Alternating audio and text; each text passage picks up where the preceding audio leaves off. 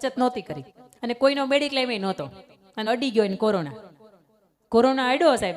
એટલે એવો અડ્યો કે ઘરની અંદરથી 6 વ્યક્તિ એવા હતા કે વેન્ટિલેટર ઉપર વયા ગયા. 13 માંથી 6 વ્યક્તિ એવા કે મરવા વાટે બચે એમ હતા. અને એમાંથી 2 વ્યક્તિ સાહેબ એવા, એક નાની ઉંમરના અને એક મોટી ઉંમરના, કે 2 વ્યક્તિ ઘરમાંથી વિદાય લઈ લીધી કે હવે એ વ્યક્તિ હવે ઘરની અંદર નથી. ઘર 11 વ્યક્તિઓનું વધ્યું. એના પતિની એમ ફાર્મ હતું, નોકરી છૂટી ગઈ. મોટા ભાઈને ધંધો હતો, એ ધંધો ઠપ થઈ ગયો. ઘરની અંદર એક જ ઘર પોતાનું હતું સાહેબ, 2 4 વ્હીલ હતું, એ વેચાઈ ગઈ. એક ઘર હતું, એ ઘર વેચાઈ ગયું. અને આજે એ પરિવાર સુરતની અંદર 12/35 ગાળાની અંદર સિદ્ધાર્થભાઈ રહે છે. છતાંય પરિવારની વચ્ચે પ્રેમ કેવો હોય, આની મારે તમને વાત કરવી છે. એ સ્ત્રીની પાસે બીફાર્મ કરેલી ડિગ્રી હતી, છતાંય તે કોઈ દિવસ નોકરી નહોતી કરવા દીધી. સાસુબાને એવું કીધું, બા તમે ઈચ્છતા હોય તો હું નોકરી કરું. અરે બેટા તમે ભણ્યા, એના જ વર્ષો વયા ગયા અને હવે તમે નોકરી કરવા જાઓ, તમને કોઈ 10,000 થી વધારે પગાર ન આપે. અને 10,000 આપણા ઘરની અંદર કંઈ થાય નહીં. આ તમારા છોકરાને મારે હાચવવાના, જવાબદારી ઘરની સંભાળવાની, તમે 10,000 લઈ આવો, એમાં કંઈ માલો હાજો નહીં, હજી નોકરી નથી કરી. બા ઘરે રહીને કંઈક કામ કરું તો? હા બેટા ઘરે રહીને તમારથી થતું હોય કરો. દીકરી ભણેલી હતી એટલે નક્કી કર્યું કે હું શું કરી શકું. દીકરાની વહુએ દિવસની અંદર 4 વખત CBSE ના ટ્યુશન શરૂ કર્યા. બાળક ઇંગ્લિશ મીડિયમની અંદર સેન્ટ્રલ બોર્ડની અંદર ભણતું હોય એટલે તમને ખબર છે કે લગભગ એની મહિનાની ફી 800, 900, 1000 થી લઈને 1500, 2000 સુધીની હોય.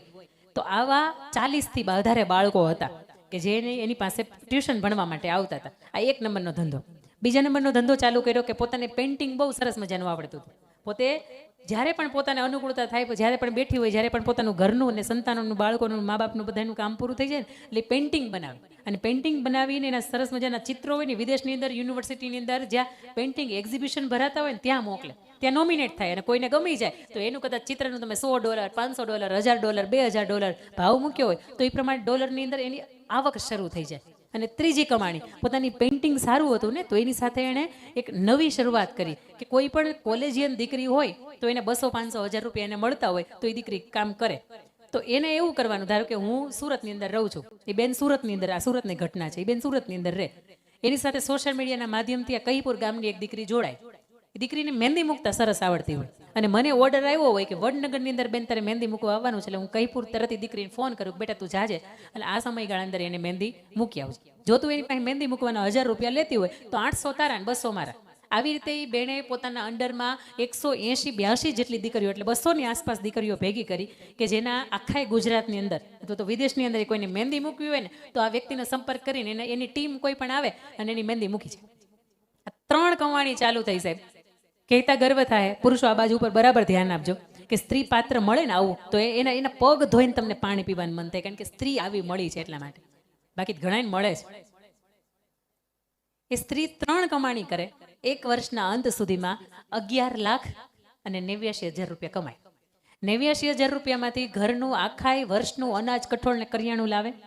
1 લાખ રૂપિયામાંથી પોતાના જેઠના દીકરાના પોતાના દેરના દીકરાની ફી ભરે અને બાકીના 10 લાખ રૂપિયાના પોતાના પતિનું કરજ ભરે. સાહેબ આવી સ્ત્રી પત્ની તરીકે જીવનની અંદર સ્ત્રી તરીકે મળી જાય સાહેબ, એ દિવાલ હું એ આખું ન્યાલ થઈ જાય. અને અહીંયા બેઠેલા મારે પુરુષને પૂછવું છે કે દાદા જીવનની અંદર ક્યારેક કટોકટી આવે અને કદાચ તમે ઘરે લાંબો હાથ કરો કે 5000 ઘટે છે દેવાના, તેથી સ્ત્રીએ કોઈ દિવસ આનાકાની કરી છે કે પ્રેમથી આપ્યા છે? જો એની પાસે હોય તો હાથ ઊંચો કરજો ને કે અહીંયા બેઠેલા કોઈ પુરુષ એવું સ્વીકારે છે કે મને મારી દીકરીએ, મને મારી બેને, મને મારી પત્ની અથવા તો મને મારી માતાએ ક્યારે પણ મારી મદદરૂપ થઈ હોય તો હાથ ઊંચો કરજો. જીવનની અંદર આવું સ્ત્રી પાત્ર મેળવું એનો આનંદ હોય સાહેબ. અને એટલા માટે જ એ હાથ ઊંચા થયા છો આ બાજુથી. જીવનની અંદર ક્યારેક તો એવું બન્યું જ હોય કે તમારે કાંઈ નહીં, નાની અને અમારી પાસે ક્યારે રકમ આવી હોય ખબર છે? તમે અમને 500 રૂપિયા આપ્યા હોય કે મહિનાનું અઠવાડિયાનું શાકભાજી, ત્યારે મહિનાનું આવતું હોય તો અઠવાડિયાનું આવે છે. એ શાકભાજીની અંદર અમે એક વખત વાલ બાફી નાખ્યા હોય, એક વખત ઢોકળા પલાળ નાખ્યા હોય અને એક વખત મગ બાફી નાખ્યા હોય, અને એમાંથી અમારી પાસે 70 રૂપિયા, 25 રૂપિયા, 12.5 રૂપિયા, 65 રૂપિયા, 102 રૂપિયા આ બધી રકમ પડી હોય. અને એ મોદી સાહેબ એક વખત ખાલી કરી નાખી અમારી પાસેથી. એ પછીના વર્ષોમાં અમારી પાસે ભેગી થઈ હોય એ રકમ હોય. એ રકમમાંથી અમને એમ થાય કે સુરતી પટોળા 1200 રૂપિયાના જ મળે છે, હાલે લઈ તરત વિચાર આવે કે ના ભાઈ ઓલા 1800 રૂપિયા પડ્યા છે, એમાંથી 1200 રૂપિયાનું પટોળું થોડું લેવાય. એ રાખો. ડિસેમ્બરની અંદર સેલ આવે, તમે 1000 બોર્ડના જાહેરાતો જોવો છો. હું એવું ક્યારેય નથી કહેતી કે સ્ત્રીને ઉડાડવું છે. સ્ત્રી પોતાના પૈસા નથી, પણ એને પૈસાની બહુ કિંમત છે સાહેબ. કેટલી કિંમત છે એને ખબર છે કે આ મારી પાસે પડ્યા છે, કોઈ નથી ખબર. કદાચ હું એમ કહીશ કે મારા માવતરે ગઈ હતી ત્યાંથી મને હાડી લઈ દીધી, એમાં વળીએ છે, કોઈને ક્યાં ખબર પડવાની. છતાંય તમે એ રકમ તમારી પાસે અંગત મરણ મૂડી તરીકે, આપણે મરણ મૂડી જ કહેવાય ને. હવે બીજી વખત નોટ બદલાવે પાછા મરી જાય, હવે નહીં બદલાવે લગભગ. અને હવે તો કદાચ કોઈકના હાથમાં સરકાર ગઈ ને તો એવું સાહસ નહીં કરે. મેનેજમેન્ટ આનાથી થયું, બધા એનાથી થોડું થાય. છતાંય તે આપણને અંદરથી એવું થાય કે રકમ આપણે એટલા માટે હાંચવી રાખી છે કે ક્યારેક બાળકોની ફી ભરવાની અંદર ઘટશે ને બા, તો ચિંતા ન કરતી, તારા પપ્પા પાસે નથી ને તો હું તને આપી દે. મમ્મી ભેગા કરી રાખે ને પર્સમાં, એ તમને એમ કે પૈસા માગોમાં, પૈસા સિવાય બીજી વાત કરો. એનું કારણ એ છે કે ભવિષ્યમાં જેથી જરૂર પડે ને તે દિવસે થાય. ઓલી સ્વાધ્યાયપોથી મમ્મી નથી, તેથી મમ્મી આપે. બેન બરોબર છે ને? વાતારી મારી હાવ હાચી છે. એ સ્ત્રીને અંદરથી 1000 વખત એમ થાય, ખાલી 2 મહિના થઈ ગયા ફેશિયલ નથી કરાયું, કરાયું, તરત વિચારે કે ના ના ના ના, એ 200-500 પડ્યા છે, રહેવા દો ને. કોકને અચાનક દવાખાનું આવશે ને તો દેવા થાય. લાઇટ બિલ કપાતા ઓલો આવશે ને આમ કરી આમ કાતર મૂકવાની તૈયારી રાખતો હશે તેથી એમ કે ભાઈ ઉભો રે, મારા પાસે પડ્યા 2400 રૂપિયા. તેથી પતિને એમ થાય કે આન પાસે ક્યાંથી આવ્યા? પણ મેં તને કહ્યું ને એમ કે અમે 12.5 રૂપિયા, 25 રૂપિયા, 28 રૂપિયા આવી રીતે ભેગા કર્યા ત્યારે અમારા પાસે છે. પણ મજાની વાત તો એ છે કે પત્ની તરીકે તમે ધર્મ, અર્થ, કામ અને મોક્ષ આ 4 ફેરા ફરીને આપણે એક પુરુષનો હાથ ચાલીને એને નામની ચુંદડી ઓઢીને એના પરિવારની અંદર આપણે આવતા હોય. પહેલો ફેરો ધર્મનો, કે મારા પતિ જ્યારે ધર્મનું કામ કરશે ને ત્યારે એનો સાથ ક્યારેય નહીં છોડું. મારા પતિ કદાચ અહીંયા આજના આ કાર્યક્રમની અંદર 1,11,000 દેતા હશે તો મને અંદરથી એમ નહીં થાય કે મને એ 5,000ની હાડી નહોતી લઈ દીધી ને અહીંયા કેમ 1 લાખ દઈ દીધા. આપણા ઘરવાળા દેતા હોય ત્યારે આપણને પેટમાં બળે, ત્યાં તમને કોણે દોઢા કર્યા હતા? 21,000 લખાઈને કે લે, આપણી પાસે ક્યાં વધારે નતા, ત્યાં 21,000 લખાવ્યા. અરે પણ એને 21 લખાવ્યા છે ને તો ઈશ્વર એને 51 દે.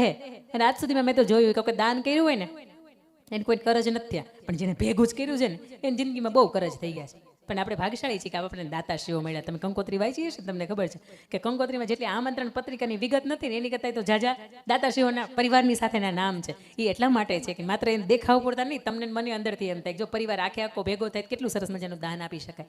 આવા ધામ હિતના કાર્યક્રમની અંદર કેવા સુંદર મજાના કામ થઈ શકે. એટલે પત્ની તરીકે આપણે પહેલી ફરજમાં આવે કે મારા પતિ ધર્મનું કામ કરતા હોય ને તો મારાથી એને રોકાય નહીં. એને એમ કહેવાય કે તમે 51 આપ્યા ને હું તમને પછી આપું, 75 કરી દો ને. ત્યારે એ સમાજને મજા આવે કે ના ના પતિ એનો સાથ આપ્યો છે. એના પછી બીજો ફેરો અર્થનો ફેરો, કે મારા પતિ સમય સંજોગે કદાચ કમાવામાં પાછા પડતા હશે, અથવા તો એની પાસે એટલી ઘણા હીરાના ધંધા બંધ થઈ ગયા હોય સાહેબ, પતિને હીરા સિવાય જિંદગીમાં કોઈ કમાણી ન કરી હોય, તેથી બહેનોએ બ્લાઉઝ સીવીને, ડ્રેસ સીવીને ઘરની અંદર ઘર ચલાવ્યા હોય ને આવા ઉદાહરણો મેં અસંખ્ય જોયા છે. ત્યારે પતિને બીજો ફેરો સમજાણો હોય કે મારા પતિ કદાચ ધનની અંદર પૈસા કમાવામાં ઘર ચલાવી શકે આટલી એની પાસે સગવડતા નહીં હોય તો હું મારા તરફથી પ્રયત્ન કરીશ અને એના તરફથી ઘર ચલાવીશ. ત્રીજો ફેરો કામનો ફેરો, ઘરને હું સંતાન દેવા માટે આવી છું, નહીં કે એના સંતાનને જુદા કરવા માટે. અને ચોથો ફેરો મોક્ષનો ફેરો, ઈશ્વરને કહી દે કે તારે જોતી હોય તો મને લઈ જા પણ મારા પતિને તું રહેવા દે. પત્ની આવી મળે ને તો ઘરની બીજી દિવાલ છે ને સાહેબ એ ટકે. અને પત્ની તરીકે આપણી પહેલી ફરજમાં આવે કે આપણા પતિનો ચહેરો જોઈ અને નિસ્તેજ થઈ ગયો હોય ને તો પેટની અંદર પાણીમાં તમને ન પચવું જોઈએ. આ તો એ રીતે આવે છે ને એ રીતે ખાય છે. નહીં, તમારાથી 3.5 રોટલી રોજ ખવાતી હોય, તમે કેમ છેલ્લા 2 મહિનાથી 2 જ રોટલી ખાવ છો? અને પતિ જદી એમ કહે ને કે ઘર જ થઈ ગયું છે. અને આજ સુધીમાં મેં જોયું સાહેબ એના લોહીના સંબંધ કોઈ એની હારે નથી ઊભા ને એટલા એની જગ્યાએ એને પત્ની એની સાથે ઊભી. તમે ચિંતા શું કરો, મારી પાસે 5 તોલા છે ને કરિયાવરની સાથે 7 તોલા છે, તમે 7 તોલા બેંકમાં મૂકી આવો, તમારા પાસે જ્યારે તેવડ થાય ને તેથી મને છોડાઈ દેજો, ન થાય ને તો એ કાંઈ વાંધો નહીં, પણ તમે અત્યારે કરજમાંથી મુક્ત થઈ જાઓ. કારણ કે તમારો હસતો ચહેરો જોઈને અમને ખાધેલું પચે, તમારો ચિંતાવાળો ચહેરો જોઈને અમને ખાધેલું પચતું નથી. અહીંયા બેઠેલી દરેક સ્ત્રીને મારે હાથ જોડીને કેવું છે કે પત્ની તરીકે જો જીવનની અંદર પત્નીનો ધર્મ નિભાવવો હોય ને તો સાહેબ આવી રીતે નિભાવાય. આપણે સંતાન માટે ન્યોછાવર કરી દઈએ છીએ. સમસ્યા છે કે સંતાનો મોટા થઈને તમને મને હાચવશે કે નહીં. ઈશ્વરે ક્યાંય નથી લખ્યું કે હાચવશે. દીકરી ઘરની આંગણું ક્યારે ઓળંગી જશે ને ખબર નહીં પડે. દીકરો ક્યારે વિદેશની અંદર વયો જાય ને એનો પત્નીનો થઈ જાય ને ખબર નહીં પડે. સંતાન માટે તો કે એનું 100 રૂપિયાનું રમકડું આવતું હોય ને તો કે એવા 1000 આપણે લાવી દીધા છે. પણ પતિની માટે ક્યારેક 1000 રૂપિયા દેવા નથી આવે ને ત્યારે આપણે 1000 વખત સંભળાવીએ કે ઓલા મેં તમને 1000 રૂપિયા આપ્યા પાછા આપી દે. પણ એ 1000 તો તમને કીધું ના દઈ દીધા અને એનું વ્યાજ સહિત તમે 2-3 વખત દઈ દીધા. પણ પત્ની તરીકે આવો આ દિવાલને મજબૂત કરી. એના પછીની ત્રીજી દિવાલ ઘરની, ખાસ કરીને તમારે મારે આંગણે ઉછળતા 12 થી 22 વર્ષના સંતાનો કે જેના હજી લગ્ન નથી થયા. આમાં દીકરી પણ આવે અને સાહેબ દીકરા પણ આવે. દીકરી તરીકે તમારે મારે આંગણે હોય દીકરી અને આપણે કલર ટ્યુન મૂકીએ કે દીકરી મારી લાડકવાઈ લક્ષ્મીનો અવતાર, એને જોઉં જ્યારે એમાં મોગલ દેખાય, એમાં ઉમિયા દેખાય, એમાં ખોડિયાર દેખાય. વાત સાચી, લેખક આના જરી કે ખોટા નથી.